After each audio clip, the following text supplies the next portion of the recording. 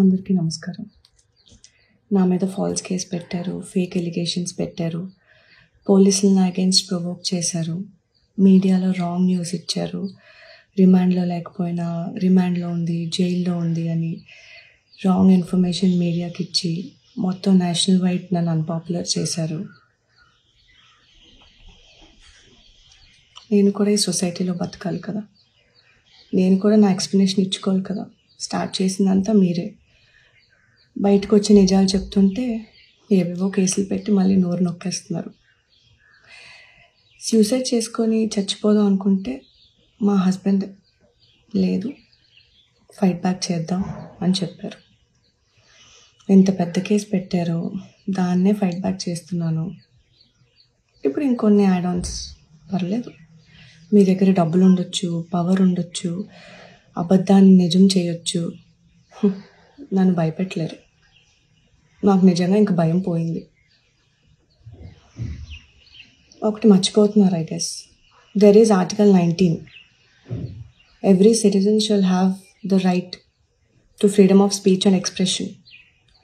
So you've missed that, I guess. కానీ ఒకటైతే చెప్పగలను, thank you so much for making me famous national wide. I mean, నా రూపాయి కూడా ఖర్చు పెట్టుకోకుండా యూ మేడ్ మీ పాపులర్. ఒక చిన్న స్టోరీ చెప్తాం అనుకుంటున్నాను. సుశాంత్ సింగ్ రాజ్పూత్ ఉన్నారు, పిచ్చి అయిపోయారు, డ్రగ్స్ తీసేసుకున్నారు, సూసైడ్ చేసుకున్నారు అని ఏదో డిఫరెంట్ స్టోరీ చెప్పారు. But reality is something different. Similarly నన్ను దొంగ అన్నారు, నా లైఫ్ని దొంగ అని ట్యాగ్ వేసి పిచ్చి కుక్కలా చేసి జైల్లో పడేద్దాం అనుకున్నారు.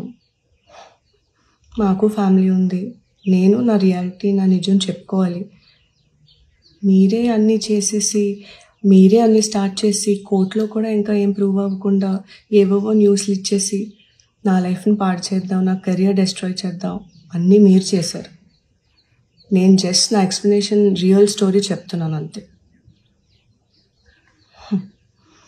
జైల్లో పెట్టేద్దాం అనుకున్నారు, అవ్వలేదు. God has different plans. ఇప్పుడు నేను ముందుకు వచ్చి నిజాలు మాట్లాడుతున్నాను. ఇక్కడి వరకు ఆ దేవుడే తీసుకొచ్చారు, ఇకపై కూడా ఆ దేవుడే ముందుకు తీసుకెళ్తారు. Like I said, I will fight till my last breath. Thank you.